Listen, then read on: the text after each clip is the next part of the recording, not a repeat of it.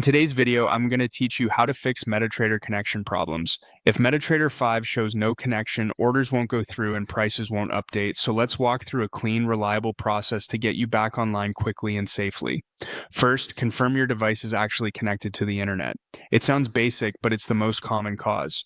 Look for the Wi-Fi or Ethernet icon on your taskbar and try loading a couple of websites to make sure you're not stuck behind a sign-in page or a weak signal. If the page loads slowly or not at all, switch networks, toggle your Wi-Fi off and on, or briefly restart your router. A stable connection is the foundation for everything Metatrader does. Next, verify your server details from your broker. Metatrader needs the exact server name, and it often differs between demo and live accounts. Even a small mismatch can prevent a connection. Make sure you're using the server that matches the type of account you're trying to access. Keep these details handy so you can reference them in a moment. Now, open Metatrader 5 on your computer. Look at the bottom right corner of the platform. If you see no connection or the bars are gray, the platform isn't reaching the server yet. That's okay, we'll fix that. On the left side, open the Navigator panel and go to Accounts. If the Navigator isn't visible, go to the View menu and choose Navigator, or press the shortcut key combination to show it. The Accounts section lists all saved logins on your platform, which makes it easy to choose the right one. Inside Accounts, right-click. This opens the context menu where you can manage existing profiles or add a new login. Right-clicking here is the quickest route to the login prompt you need. Choose Login to Trade Account. This brings up the login window where you'll point Metatrader to the correct server and supply your credentials. Take a moment here. Accuracy matters. Carefully double-check every field. Confirm your account ID, select the correct server from the list, and ensure your password is typed correctly. Passwords are case sensitive, and it's easy to have caps lock on without noticing.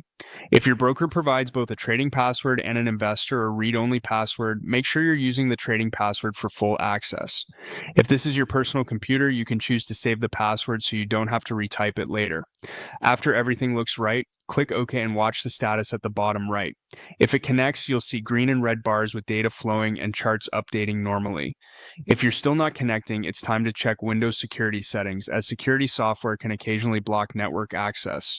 On your Windows taskbar, click the search box and type Virus and Threat Protection. You're looking for the Windows security section where real-time protection settings live. Click the Virus and Threat Protection result to open Windows Security. This is the central place for Windows' built-in antivirus and threat controls. We're only going to adjust a setting briefly to test whether it's interfering with Metatrader's connection. Select Manage Settings under Virus and Threat Protection Settings. Temporarily disable real-time protection just for this test. This does not uninstall security, it simply turns off live scanning for a short period. With that disabled, switch back to Metatrader and watch the connection indicator. If it immediately connects and data starts flowing, you've identified the blocker. In that case, turn protection back on right away once you've confirmed the result, and then plan to add an exception for Metatrader or its installation folder so you can stay protected without losing connectivity. If disabling real-time protection doesn't change anything, turn it back on and continue troubleshooting with your broker's guidance.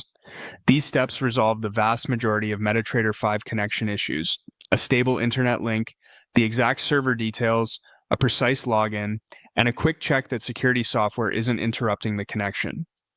Take your time with each step, avoid sharing any personal account information publicly, and you should be trading again in no time. Thanks for watching, and I hope this helped you get Metatrader back online smoothly.